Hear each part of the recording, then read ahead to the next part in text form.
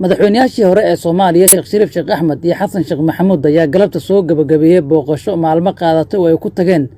magaalo xeebeedka Cadalle ee gobolka Shabeellada Dhexe. Sheekh Shariif Sheekh Axmed iyo Xasan Sheekh Maxamuud ayaa Cadalle u tagay xal u helidda cabasho ay qabaan qaar ka mid ah beelaha gobolkaas, taasoo ku saabsaneyd doorashada baarlamaanka Soomaaliya.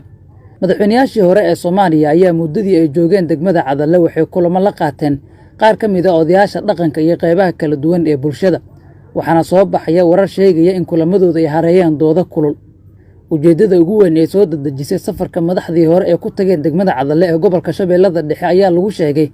in uu ahaa kulan toddobaad ka hor ka dhaca magaalada Muqdisho, kaas oo bannaanka soo dhigay dood culus oo ka taagan kursiga tirsigiisu yahay Hoob 141 oo hadda ku fadhiyo wasiirkii hore ee amniga Soomaaliya xildhibaan Maxamed Abuukar Islow Ducaale. madaxweyne Sheekh Shariif ayaa la kulmay qaar ka mid ah odayaasha dhaqanka ee ka soo jeeda beelaha cabashada qabay, kuwaasoo ku eeday inuu lahaa mas'uuliyadda in beeshaasi ay weyso kuraas ay xaq u lahaayeen. wararka ayaa tilmaamaya in madaxweyne Sheekh Shariif oo qaatay mas'uuliyadda eedii loo soo jeediyey, isla markaana uu ballan qaaday inuu wax ka qaban doono ka hor doorashada baarlamaanka Soomaaliya. sidoo kale xogo muhiim ah oo aan helnay ayaa tilmaamaya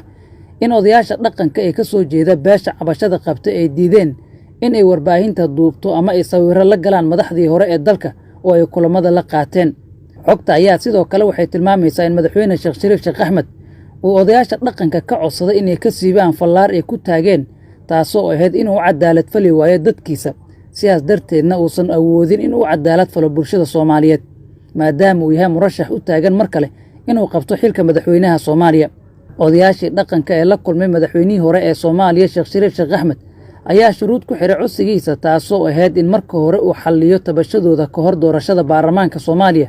kadibna waxay ballan qaadeen in ay raaligelin ka bixin doonaan dhaawacii ka soo gaaray hadalkooda iyo inay u ballan qaadayaan codka kursiga haddii uu dib ugu soo celiyo. madaxweynihii hore ee Soomaaliya Xasan Sheekh Maxamuud ayaa sidoo kale canaan kala soo kulmay qaar ka mid ah odayaasha dhaqanka iyo bulshadii uu la kulmay, waxaana lagu eedeeyey in uu qaaday waddo aan sax ahayn oo uu falay madaxweynihii hore ee Soomaaliya Sheekh Shariif Sheekh Axmed. Sheekh Shariif Sheekh Axmed ayaa ballan qaaday inuu gogol kale ku qaban doono gurigiisa oo ku yaalla magaalada Muqdisho, isla markaana uu dhammayn doono dooda ka taagan kursiga Hoob 141.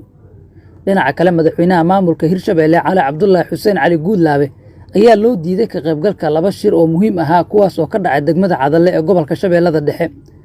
wareedyo muhiim ah ayaa ku soo warramaya in mid ka mid ah odayaasha dhaqanka beelaha degmada Cadalle ay diideen in madaxweyne Cali Guudlaabe uu ka qaybgalo shirar looga hadlayo dagaal beeleedyo ka dhacay deegaanada Burdheere iyo Koogaar ee gobolka Shabeellada Dhexe. sanadkii 2019 deegaanadaasi waxaa ka dhacay dagaalo qaraar oo ay ku dhinteen dad badan, waxaana ku barakacay boqolaal qoys, iyadoo sidoo kale la gubay dhulbeereed iyo deegaano badan oo ay dad deganaayeen. dagaaladaas ayaa dhacay intii uu madaxweyne ku-xigeen ka ahaa maamulkii Hirshabeelle Cali Cabdullaahi Xuseen Cali Guudlaabe. sidoo kale dhibaatooyin badan oo la xiriira dagaaladii dhacay 2019 ayaa ilaa hadda waxaa laga dareemayaa deegaano ka tirsan gobolka Shabeellada Dhexe. dilal aad u fool xun oo la xiriira dagaaladaas ayaa mar kale ka dhacay gobolka, iyadoo uu madaxweyne ka yahay Cali Guudlaabe maamulka Hirshabeelle. odayaasha dhaqanka ayaa madaxweynayaashii hore ee Soomaaliya Sheekh Shariif Sheekh Axmed iyo Xasan Sheekh Maxamuud u sheegay inaysan ka qaybgelinin shirarkan oo dhacay 2 habeen ka hor, iyadoo ay goobta joogaan madaxweynaha maamulka Hirshabeelle Cali Guudlaabe iyo gudoomiyihiisa gobolka Shabeellada Dhexe Axmed Mayre Makaraan Axmed Faal. Sheekh Shariif iyo Xasan Sheekh ayaa kulankaasi qabtay iyadoo ay dibajoog ahaayeen dhammaan mas'uuliyiinta maamulka Hirshabeelle. Xasan Sheekh Maxamuud iyo Sheekh Shariif Sheekh Axmed ayaa muddo maalmo ah oo ay ku sugnaayeen magaalo xeebeedka gobolka Shabeellada Dhexe ee Cadalle waxay dib ugu soo laabteen magaalada Muqdisho, iyadoo loo soo dhiibay assignment xal u noqon kara kursiga Hoob 141, halka madaxweyne Cali Guudlaabena looga digay inuu qabto kursigaas inta ay doodiisu taagan tahay.